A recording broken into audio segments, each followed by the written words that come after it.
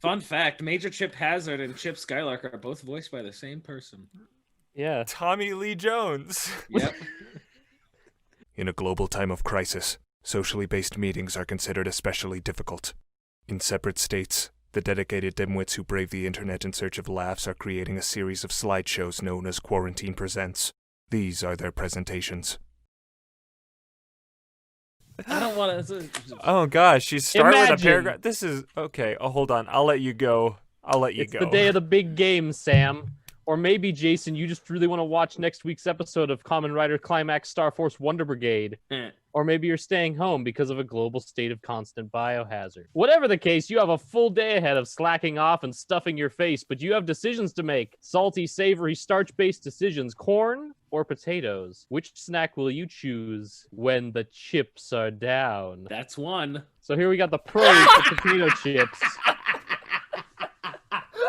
Good for light snackage, comes in the color barbecue. Baked chips are pretty good. Easily made at home, if that's your thing. You can make a potato chip right at home in the oven. The cons, they are fragile. The bags are usually 89% air, but the cans are too small to fit my adult man hands. So if there are ever chips at the bottom of the damn Pringle can, I have to dump them out like an ape. What about... Like Reggie Fils-Aimé himself.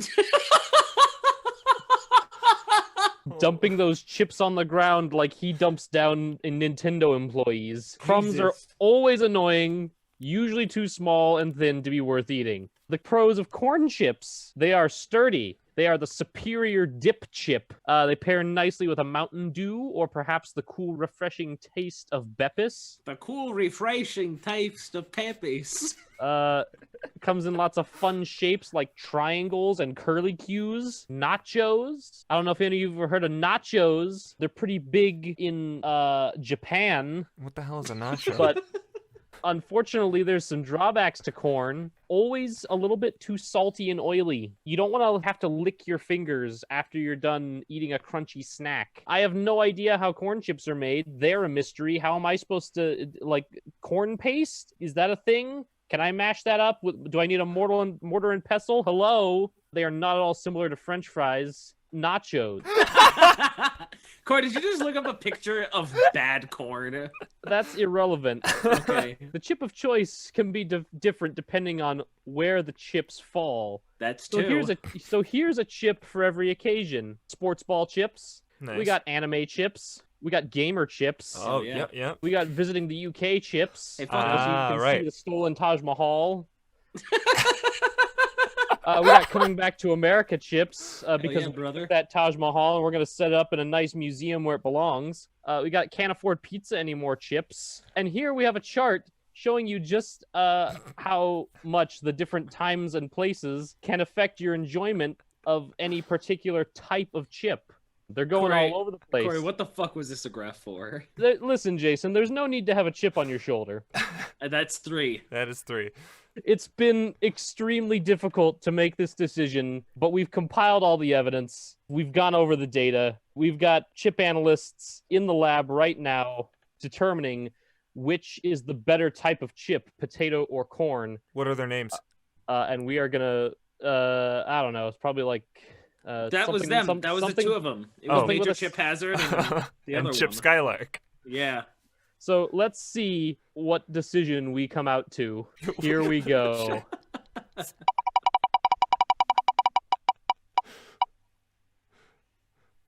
And science has spoken. We almost lost a turn.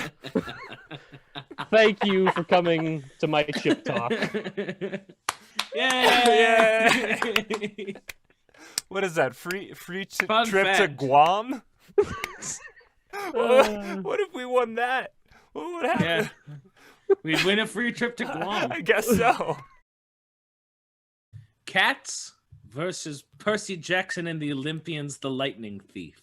The Battle of the Bad Adaptation. Now, before we start, I would like to mention that for this project, that I spent actual real people money on the creation of this think piece. In this economic crisis, I spent $6 of my actual hard-earned money renting the Cats movie so I could watch it. Regardless, let's get into my presentation. And this was a difficult one to make up for sure, mostly because these properties are both so different. On one hand, Percy Jackson originally was a book that was written for children and eventually turned into a musical by a fucking hack. And on the other hand, Cats was originally a book written for children that was turned into a musical written by a fucking hack. And now they both have movie adaptations. So where do I start? I will begin by comparing the original properties to their movie adaptations, and then I'll compare the adaptations to each other. And let's start with a property that I am personally more familiar with. Before we begin, some fun little facts. All of these are true, by the way. It is the first book in a 10-book series, of which I have all the books. Author Rick Riordan made up the stories for his son Haley. Riordan made ADHD and dyslexia, which are conditions that his sons suffer from, part of the demigod's powers. And you might be wondering, well, how are those powers? Well, in the books, ADHD is described as their body having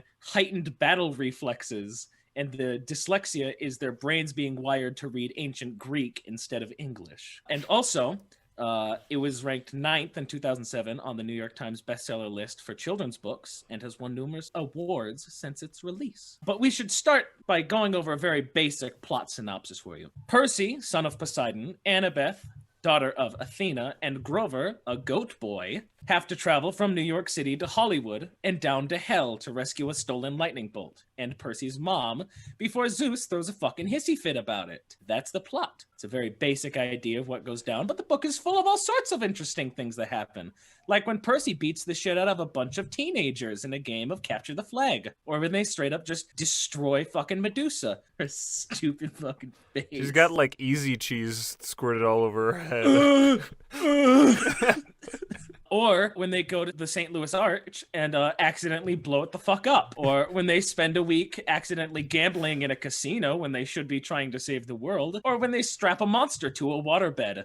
All of these are actual things that happen in the book. And for that reason, I give The Lightning Thief a 4 out of 5, would recommend. But what about the movie? Are there any similarities between it and the book? Do you both remember that very basic plot synopsis overview I gave you a few slides back? Yeah, that's it. That's all the similarities. They change basically everything else. They make the 3 protagonists much older in the movie. They don't even go to St. Louis and nuke their fucking arch. Instead, they go to Texas to do some dumb shit there. They even take the character of Hades, who in the book is cool and intimidating, and turned him into that glowing tart from Thor Ragnarok. That's just what his design looks like. But they do at least take the Riverdale approach and turn their protagonists into sexier versions of their protagonists. But now we must come to the movie's biggest controversy. The people who say that it's a bad adaptation. On par with Aragon in terms of bad adaptations. But I mean, come on, they made the heroes sexy. There couldn't possibly be any negative reviews for the movie. Oh. Well, I'm sure that's just an outlier that shouldn't be counted. Oh, no. Oh, no. Oh, that's very unfortunate. Well, regardless, there is something positive that came out of this movie's adaptation. The fact that I just found out when researching this movie that there's a fucking video game for the Nintendo DS based on it. What? And you have no idea how much I wanted to buy a copy of it for myself. But I have spent too much money on this presentation as is. $6. Too much money being more than $0. This movie was based on a really good book and was very well received, as we have discussed previously. But how would a movie fare if it was based on something a little more controversial? Well, let's first start by asking ourselves a simple question. What is Cats? No, seriously. No, what is Cats? Seriously.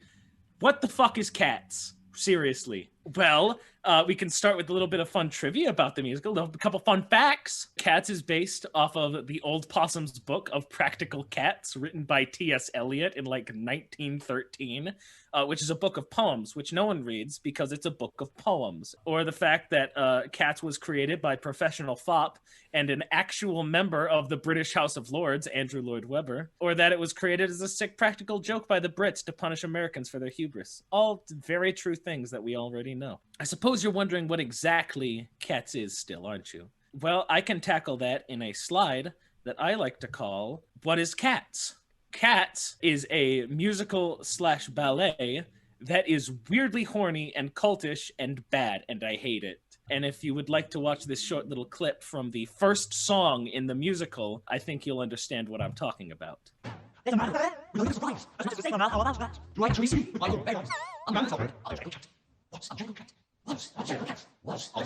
Yeah, the whole play is like that. The play talks directly to the audience throughout the entire thing. Are you telling me this is not made by Philip Glass? I expected them just start saying like "one of us."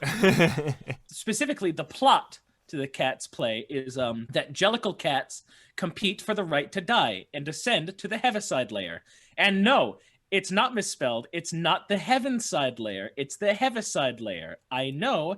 I checked multiple times. Now, you might be thinking to yourself, yo, what the fuck is a Jellicle cat, dude?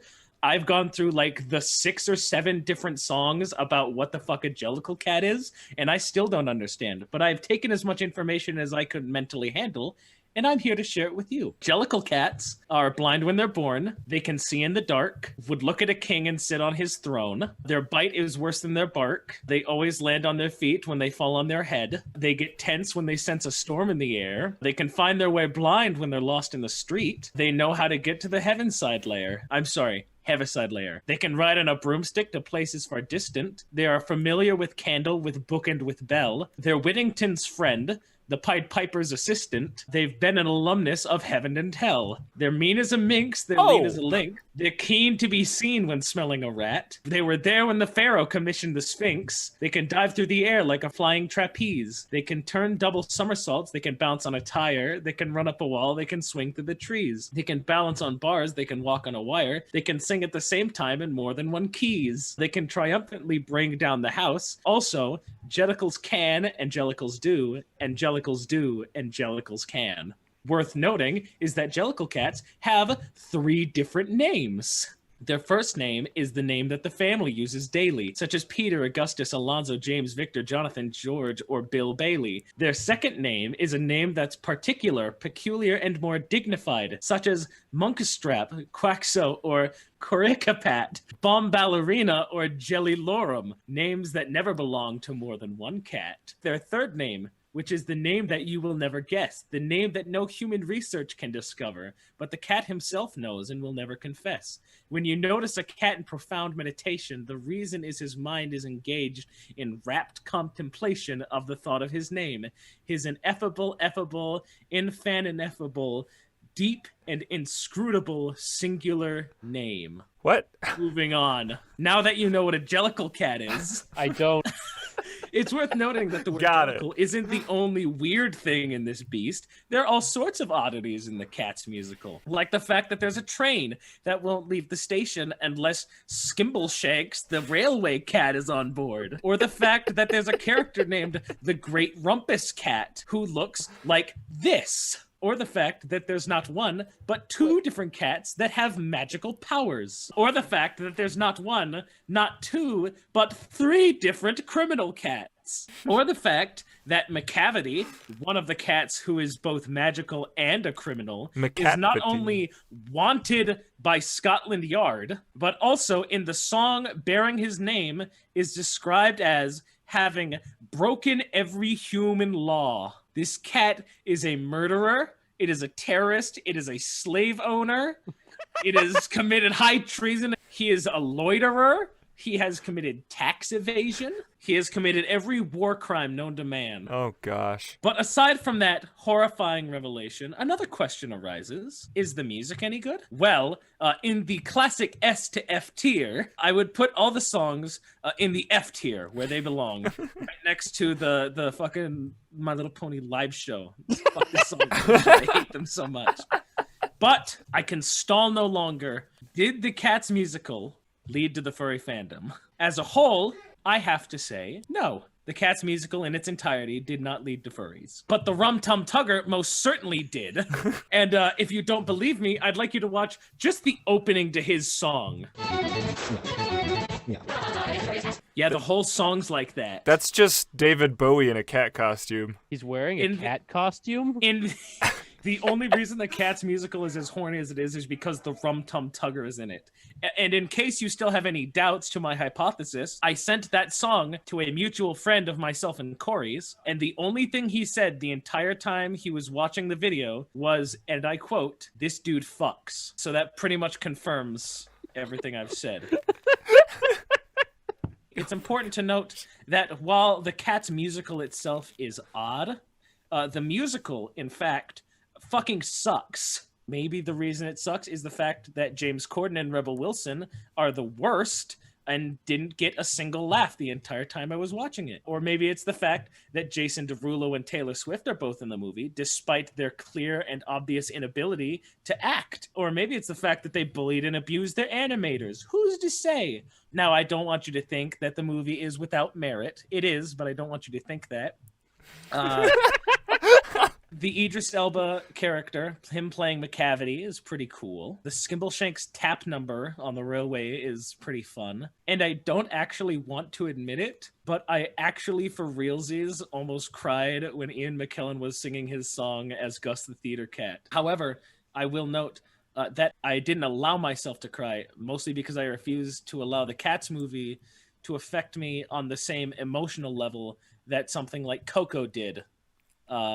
I couldn't allow that, and therefore I didn't cry. But in the end, I have to say that the Cats musical is infinitely better than the movie. The musical has a better flow to it, and it's going to sound really pretentious, but the musical, weirdly enough, has a grace, a style, a sense of humor, and a factor of cool that the movie does not have. The movie, for its part, is uncomfortable, somehow infinitely more horny than the stage play. It's clumsy, it's unfunny, and it takes a lot of time to focus on nonsense that just kind of brings the movie to the halt and breaks the flow. But with this movie as clunky as it is, and based on the fucking Cats musical, I can't imagine it would get any good reviews. Certainly none that compare the movie to the musical. No reviews at all. None that I can think of. We've come to the question, which is the better adaptation of the two? I mean, they both have the sexy factor to them, so I can't judge them on that. So which is it? Of course the Percy Jackson movie is so much better. Are you kidding me? It's not a contest. And here's my reason why. If you were to take the Percy Jackson book and remove it from existence, and were to look at the movie on its own, as its own thing, at its best, the Percy Jackson movie is an all-right, middle-of-the-road family action fantasy film. It's not great. It's not fantastic. It's not going to win any awards. It's not terrible. Now, if we were to do the same thing with Cats and take the musical out of existence, at its best, the Cats movie would still be fucking Cats. And I think we've acknowledged that Cats is not great. I don't want to leave you on a bad note. So I thought for the end of my presentation, I'd like to talk about a good adaptation. An adaptation that we all know, that we all love, that we all get together yearly to watch because it's so good. An adaptation that everyone truly loves. It's critically acclaimed. It's fantastic. And I am, of course, talking about The Last Airbender, baby. A movie so good, I'm going to go ahead and put it into the S-tier rank where it truly belongs. And when Avatar 2, The Crossroads of Destiny, the movie that dares to cast Toph as a white kid, is finally released next year. Are you shitting me? Are you fucking that shitting me? Is going straight into my Are king you tier, fucking baby. shitting me? Are you serious? Right next to the Dogs of Sex with the Philips CDI. End of presentation. Fuck you. Disney's Aladdin from 1992 was a well-loved movie by many, but it is very obvious that the 2019 live-action remake improved upon the original in nearly every way. In the next few minutes, I will demonstrate how this movie breaks through and becomes its own film, separating itself from the source film. Simply put, these films are quite similar. The latter film is essentially a remake of the prior, though the live-action is a cinematic masterpiece, while the animated film is easily outdated. It offers more characters to get to know and is quite simply more fun than the original. Picture this. None of us are born yet. We're still floating in the space of nothingness. It's 1992, and this movie called Aladdin is coming out. It's one of those Disney movies, so, you're not too interested in seeing that, because if we've learned anything in the century from 1920 to 2020, it's that animation is for children. And only children. No exceptions. Every single animated show, short, or movie is for children. So you do not want to go see this movie, alright? But what's that? They got Funny Man at the height of his popularity, Robin Williams, to play a magical blue guy? Whoa now. Sign me up for what will probably be a good movie now. And it was good for the time, but it could have been so much better. Now it's 2019. Animated films are way out, and live-action remakes of classics are way in. Lo and behold, we get the definitive edition of Aladdin. It builds upon its predecessor, using what worked and changing other things. In fact, a lot of the script is kept intact, though some moments are moved around in order to make the movie feel new to moviegoers who are familiar with the source material. Let's take a look at the differences between one of the first of Aladdin's musical numbers, One Jump Ahead.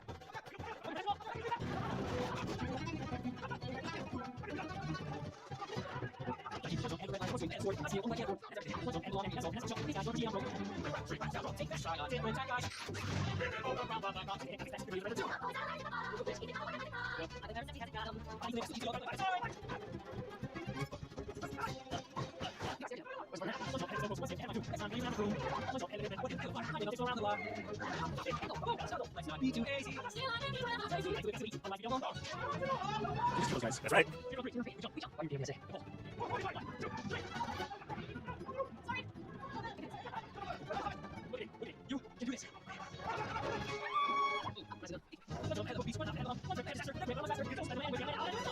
And now for the original.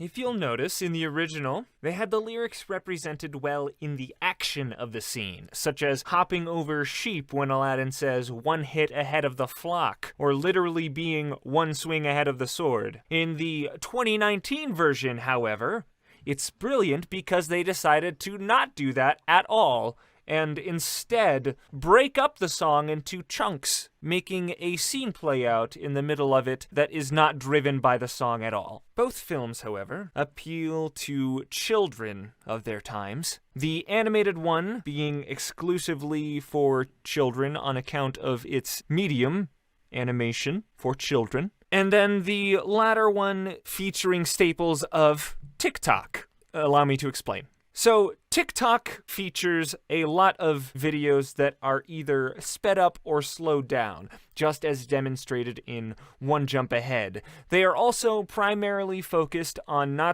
that's not right. Hold on. Flawless, effortless lip syncing. That is demonstrated in this clip where Aladdin perfectly mimics the proper mouth shape for each vowel and consonant, sung without any discrepancies whatsoever. My God, if only they look closer, would they see a floorboard? No, siree. They find out there's so much more to me. Absolutely flawless. And of course, the hot young people. Obviously, two leads are hot young people, Jasmine and Aladdin, both very young and hot. But what about the rest of the cast? First up, we've got Jasmine's handmaid, young and hot. And we've got Will Smith here. You know, he's not technically young anymore, but he still looks young enough and hip enough to be considered young and hot. we've got the Sultan here. You know, he's probably the only character in this film who's not able to be considered young, but he sure can be considered hot. And Jafar, old, evil, scraggly beard, cobra, creepy man Jafar. Yeah, now he busted. is young and hot. That's the new Instead of ominous and intimidating. Absolutely TikTokable. Speaking of the casting, unlike the animated movie, this film does not whitewash it. In fact, there is only one white guy in the whole movie, and he plays a foppish child of royal lineage, just like the only white guy in Hamilton. All right, let's go over a few more differences. Remember this narrator guy? Gone. Instead, the human genie and his wife, Jasmine's handmaid, yes, they are in a relationship, are on a boat, and Wilson Smith is telling his story to his 2 kids. This is what bookends the movie. And remember Iago? Instead of having Gilbert Gottfried, his parrot-like voice saying the lines of dialogue, he's literally just a parrot now. Much more realistic and believable. Also, Jasmine gets her own song. That's cool, I guess. So here... Yeah! We can Graphs! graphical evidence that supports I my didn't have claim any fucking graphs. that this movie is better than... Hold on. There we go. That's more like it. This movie is better than the other 2 films here. And you may notice this third bar, the red bar. Well, that would be the True Neutral movie. Yeah! From 2006, Click, starring Adam Sandler. So column 2 here ranks realism. Column 3 ranks TikTokability. Column 4 ranks musical numbers. And column 5 ranks the hotness of the characters. And I'm sure you're now asking, Sam, what about column number 1? You skipped over that one. Well, that ranks movies by their acknowledgement of nipples. If you'll notice here, Genie on the left has no nipples. Genie in the middle here has 2 nipples. And Aladdin over on the right here, no nipples whatsoever. So thanks to Will Smith, a dance battle scene, and an unmatched set, and a bunch of other junk, Aladdin 2019 is by far greater than Aladdin 1992. 2019 or bust. Yay. That's it. That's the story.